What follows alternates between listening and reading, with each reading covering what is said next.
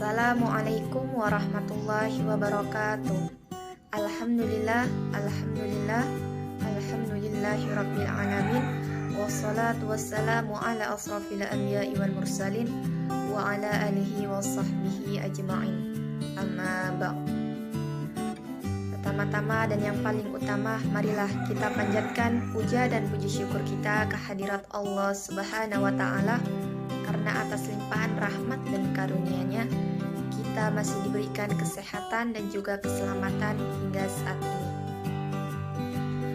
Dan tak lupa pula solawat bertangkaikan salam marilah kita hadiahkan kepada suri tauladan kita, yaitu Nabi besar Muhammad sallallahu alaihi wasallam. Semoga kelak kita mendapatkan syafaatnya di yaumil akhir mahsyar. Amin amin ya rabbal alamin. Yang saya hormati Ibu Dr. Anda Afrahul Fadila Daulay MA, dan yang saya hormati juga Kosma Wakosma beserta jajarannya, serta yang saya sayangi dan yang saya banggakan, teman-teman seperjuangan di PAI 3. Baiklah, di sini saya selaku moderator akan memperkenalkan anggota dari kelompok 6 yang membahas mengenai metode pendidikan. Adapun anggotanya antara lain yaitu saya Sri Wulansari selaku moderator dan sekaligus pemateri pertama, kemudian Sofia Harahap selaku pemateri kedua, Syahrul Ramadan selaku pemateri ketiga, Umi Hanifah selaku pemateri keempat, Tengku Ahmad Jidan Husaini selaku pemateri kelima, dan yang terakhir Taufik Hidayat Daulay selaku pemateri keenam. Oleh karena itu, untuk mempersingkat waktu, langsung saja kita masuki pada bagian penyampaian materi yang akan disampaikan oleh masing-masing anggota dari kelompok 6. Tonton terus videonya ya teman-teman. Stay tune. Bye-bye.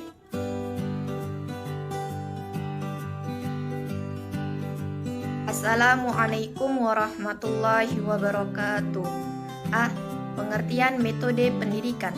Secara bahasa, kata metode berasal dari dua perkataan, yaitu meta dan hodos. Meta berarti melalui dan hodos berarti jalan atau cara. Dengan demikian, dari sudut pandang ini, maka metode dapat dimaknai sebagai jalan atau cara yang harus dilalui untuk mencapai suatu tujuan. Dalam Kamus Besar Bahasa Indonesia, kata metode diartikan sebagai cara yang telah teratur dan terpikir baik-baik untuk mencapai suatu maksud atau dalam ilmu pengetahuan dan sebagainya. Imam Barnadib menyatakan bahwa metode adalah suatu sarana untuk menemukan, menguji, dan menyusun data yang diperlukan bagi pengembangan disiplin ilmu tersebut.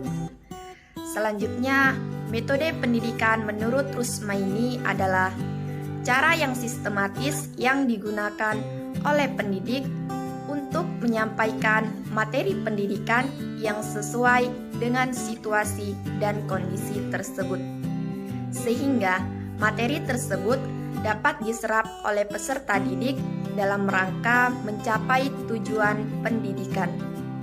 Dengan demikian, metode pendidikan merupakan seperangkat cara, jalan, dan teknik yang dipakai oleh guru ataupun pendidik dalam proses belajar mengajar agar siswa ataupun murid mencapai tujuan pendidikan atau kompetensi tertentu yang dirumuskan dalam kurikulum, silabus, dan mata pelajaran.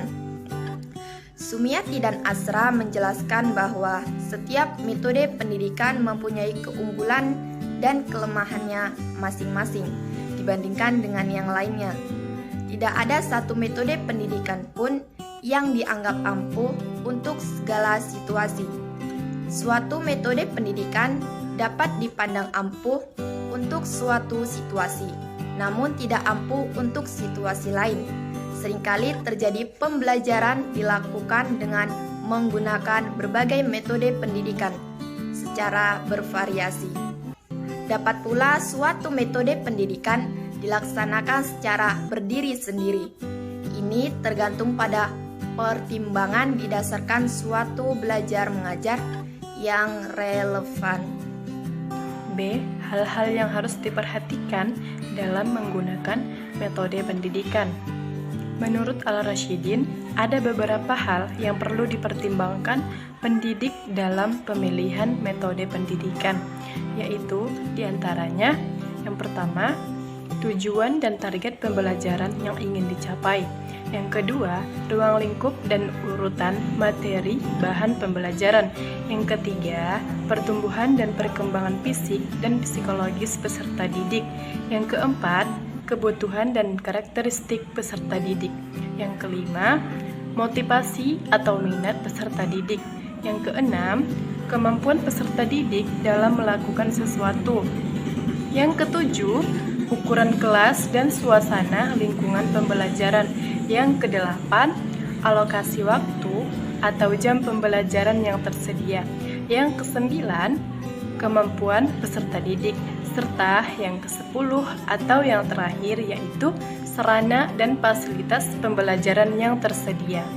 Kemudian, adapun menurut Sofyan L. Willis, usaha seorang pendidik dalam mengubah perilaku peserta didik hendaknya ditunjang oleh 5 hal berikut. Yang pertama, adanya pemahaman pendidik terhadap perbedaan perilaku individual peserta didiknya. Yang kedua, memahami kehidupan sosial ekonomi peserta didiknya. Yang ketiga, memahami dan menguasai tujuan pendidikan umum dan khusus terhadap sekolahnya. Yang keempat, untuk menunjang pelajaran yang diajarkannya, pendidik juga memiliki pengetahuan yang luas tentang sosial, politik, kebudayaan, perkembangan ilmu pengetahuan, dan lain-lain. Serta yang kelima atau yang terakhir yaitu menguasai ilmu mengajar dan metode pendidikan. C. Macam-macam metode pendidikan. 1. Metode ceramah. Metode ceramah adalah suatu cara atau langkah-langkah yang digunakan seorang guru dalam kegiatan belajar mengajar yang dilakukan dengan penjelasan lisan secara langsung terhadap siswa. Metode ceramah merupakan metode yang boleh dikatakan metode tradisional karena sejak dulu metode ini telah dipergunakan sebagai alat komunikasi lisan antara guru dengan siswa dalam proses belajar mengajar. Meskipun metode ini lebih banyak menuntut keaktifan guru daripada anak didik, tetapi metode ini tetap tidak bisa ditinggalkan begitu saja dalam kegiatan pengajaran.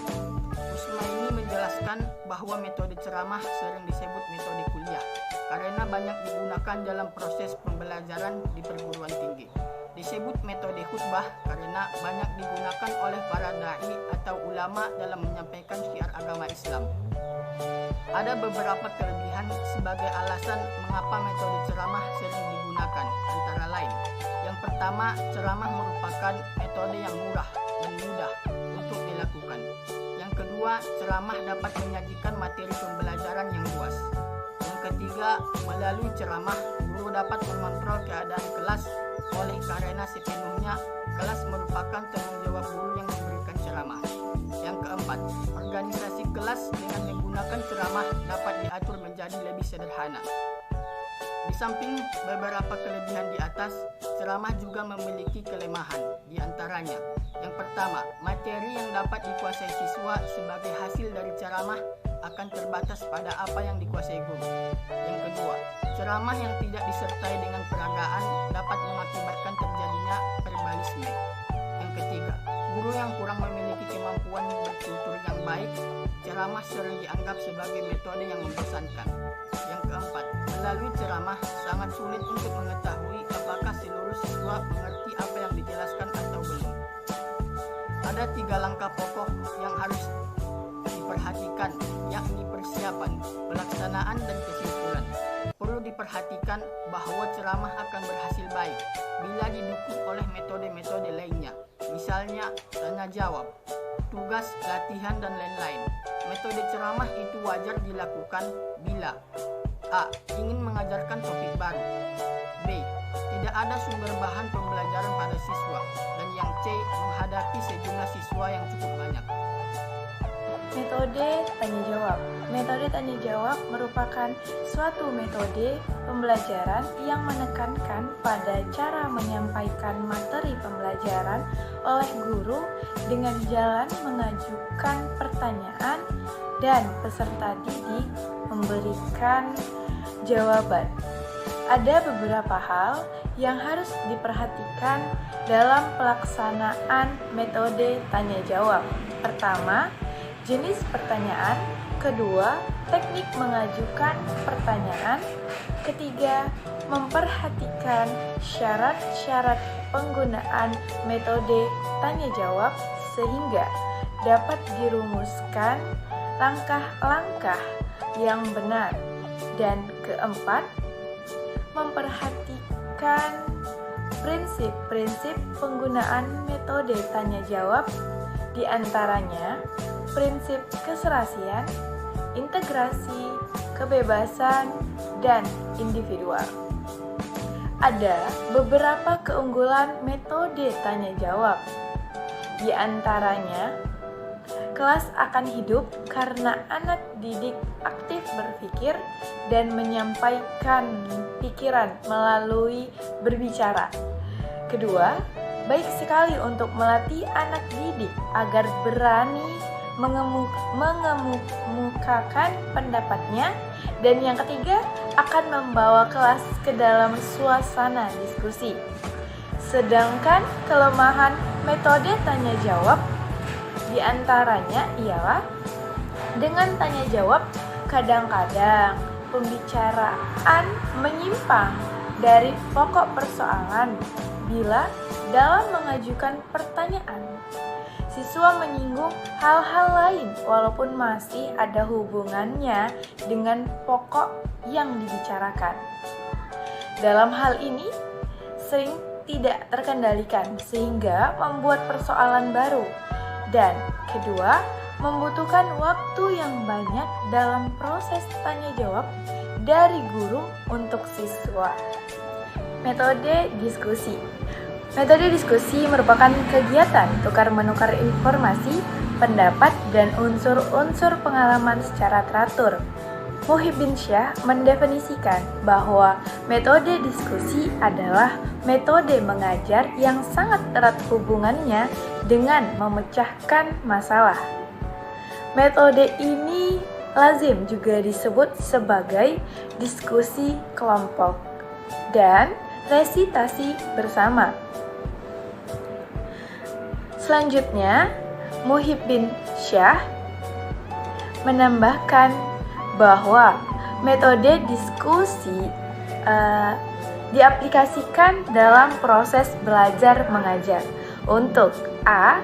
Mendorong siswa berpikir kritis, B. Mendorong siswa mengekspresikan pendapatnya secara bebas, C. Mendorong siswa menyumbangkan buah pikirannya untuk memecahkan masalah bersama, D. Mengambil satu alternatif jawaban atau beberapa alternatif jawaban untuk memecahkan masalah. Berdasarkan pertimbangan yang seksama, adapun kelebihan metode diskusi menurut Syaful Bahri Jamarah di antaranya, pertama, menyadarkan anak didik bahwa masalah dapat dipecahkan dengan berbagai jalan dan bukan satu jalan. B. Anak didik bahwa dengan berdiskusi mereka saling mengemukakan pendapat secara konstruktif sehingga dapat diperoleh keputusan yang lebih baik. Ketiga, membiasakan anak didik untuk mendengarkan pendapat orang lain sekalipun berbeda dengan pendapatnya sendiri dan membiasakan bersikap toleransi. Sedangkan kelemahan metode diskusi menurut Syaful Bahri Jamarah di antaranya A. Tidak dapat dipakai pada kelompok yang besar, B. Peserta diskusi mendapat informasi yang terbatas, C. Dapat dikuasai oleh orang-orang yang suka berbicara, D. Biasanya orang yang menghendaki pendekatan yang lebih formal. Terima kasih, langsung saja metode demonstrasi. Metode demonstrasi adalah metode mengajar dengan cara mempergerakkan suatu benda tertentu yang tidak terlepas dari penjelasan secara lisan oleh seorang guru. Muhib bin Syah menjelaskan bahwa metode demonstrasi adalah metode mengajar dengan cara memperagakan barang, kejadian, aturan, dan urutan, melakukan kegiatan baik secara langsung maupun melalui penggunaan media pengajar yang relevan dengan pokok bahasa atau materi yang disajikan. Beberapa keuntungan metode demonstrasi antara lain: A. Perhatian siswa dapat dipusatkan kepada hal-hal yang dianggap penting oleh guru sehingga hal-hal yang penting dapat diamati seperlunya. B. Perhatian siswa lebih mudah dipusatkan pada proses belajar dan tidak tertuju pada hal-hal lain. C. Dapat mengurangi beragam kesalahan apabila dibandingkan dengan hal lainnya, seperti membaca di dalam buku, karena siswa telah memperoleh gambaran yang jelas dari hasil pengamatannya. D. Apabila siswa turut aktif bereksperimen, maka anak didik akan memperoleh pengalaman-pengalaman praktik untuk mengembangkan kecakapannya dan memperoleh pengakuan penghargaan dari teman-temannya dan gurunya. Adapun kelemahan metode ini ialah antara lain: A. Demonstrasi merupakan metode yang kurang tepat apabila alat yang didemonstrasikan tidak diamatin dengan seksama oleh siswa. Misalnya, alat itu terlalu kecil atau penjelasan tidak jelas. B. Demonstrasi menjadi kurang efektif apabila tidak diikuti dengan sebuah aktivitas itu sebagai pengalaman yang berharga. C. Tidak semua hal dapat didemonstrasikan di dalam kelas. Misalnya, alat-alat yang sangat besar atau yang berada di tempat lain yang jauh dari kelas. D. Kadang-kadang, apabila suatu alat dibawa ke dalam kelas, kemudian didemonstrasikan, siswa melihat sesuatu yang berlainan dengan proses jika berada dalam situasi yang sebenarnya. Metode eksperimen merupakan metode pembelajaran di mana guru dan anak didik bersama-sama mengerjakan sesuatu sebagai latihan praktis dari apa yang telah dipelajari. Menurut Jamrah, metode eksperimen merupakan cara penyajian pembelajaran di mana anak didik melakukan percobaan dengan mengalami sendiri sesuatu hal yang dipelajari. Sama halnya dengan metode pembelajaran yang lain. Metode eksperimen memiliki beberapa kelebihan dan kekurangan. Adapun kelebihan metode eksperimen antara lain: A. Metode ini dapat membuat anak didik lebih percaya diri atas kebenaran atau kesimpulan berdasarkan percobaannya sendiri daripada hanya menerima kata guru atau buku. B. Anak didik dapat mengembangkan sikap untuk mengadakan studi eksplorasi atau menjelajahi tentang ilmu dan teknologi. C. Metode ini akan terbina manusia yang dapat membawa terobosan-terobosan baru dengan penemuan sebagai hasil percobaan yang diharapkan dapat bermanfaat bagi kesejahteraan hidup manusia. D. Membuat siswa lebih percaya atas kebenaran atau kesimpulan berdasarkan percobaan. Sementara itu, kekurangan metode ini adalah sebagai berikut. A. Tidak semua sekolah memiliki kecukupan media dan alat bantu pembelajaran untuk menunjang pelaksanaan metode eksperimen. Akibatnya, tidak setiap anak didik berkesempatan mengadakan eksperimen. B. Metode ini memerlukan jangka waktu yang lama. Anak didik harus menanti untuk melanjutkan pembelajaran. C. Metode ini menuntun ketelitian, keuletan, dan ketabahan. D. Setiap percobaan tidak selalu memberikan hasil yang diharapkan, karena mungkin ada faktor-faktor tertentu yang berada di luar jangkauan ataupun kemampuan. E. Metode ini lebih sesuai untuk menyajikan bidang-bidang ilmu dan teknologi. Metode karya wisata. Metode karya wisata merupakan metode pembelajaran yang berhubungan dengan kegiatan membawa kelompok mengunjungi beberapa tempat yang khusus, menari untuk mengamati situasi, mengamati kegiatan, menemui seseorang atau objek yang tidak dapat dibawa ke kelas atau ke tempat pertemuan. Istilah karya wisata terkadang disebut juga dengan widya wisata atau studi tour. Pelaksanaannya bisa dalam waktu singkat, beberapa hari, atau dalam waktu yang panjang. Metode karya wisata juga memiliki beberapa keuntungan dan kekurangan. Beberapa keuntungan metode karya wisata adalah sebagai berikut. A. Siswa mendapatkan pengalaman-pengalaman pribadi yang nyata dan langsung. Misalnya, merencanakan sesuatu bersama-sama, mengerjakan tugas-tugas kelompok, dan memecahkan masalah bersama-sama. Siswa dapat mengamati kejadian-kejadian dalam situasi yang sebenarnya. Misalnya, mengamati orang melakukan pekerjaan, mewawancarai pekerja dan orang-orang lain dilakukan di tempatnya. C. Siswa dapat belajar berbagai macam hal dalam waktu yang bersamaan. Misalnya mengamati lingkungan alam, lingkungan sosial, sejarah, hubungan kerja, dan sebagainya. D. Siswa dapat mengkaji pengetahuan yang diperolehnya dari buku dengan keadaan yang sebenarnya. Sementara itu, kekurangan metode karya wisata adalah sebagai berikut. A. Memerlukan persiapan yang melibatkan banyak pihak. B. Memerlukan perencanaan dengan persiapan yang matang. C. Dalam karya wisata, sering unsur rekreasi menjadi prioritas daripada tujuan utama, sedangkan unsur studinya terabaikan. D. Memerlukan pengawasan yang lebih ketat terhadap setiap gerak-gerik anak didik di lapangan. E. Biayanya cukup mahal apabila ke tempat-tempat rekreatif. F. Memerlukan tanggung jawab guru dan sekolah atas kelancaran karya wisata dan keselamatan anak didik, terutama karya wisata jangka panjang dan jauh.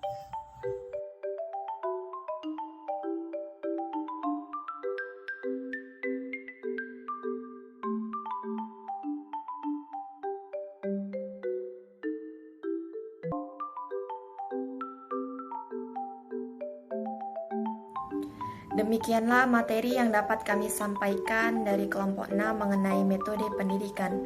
Dan saya mewakili teman-teman saya memohon maaf atas segala kehilafan dan kesalahan kami dalam penyampaian materi yang kami sampaikan.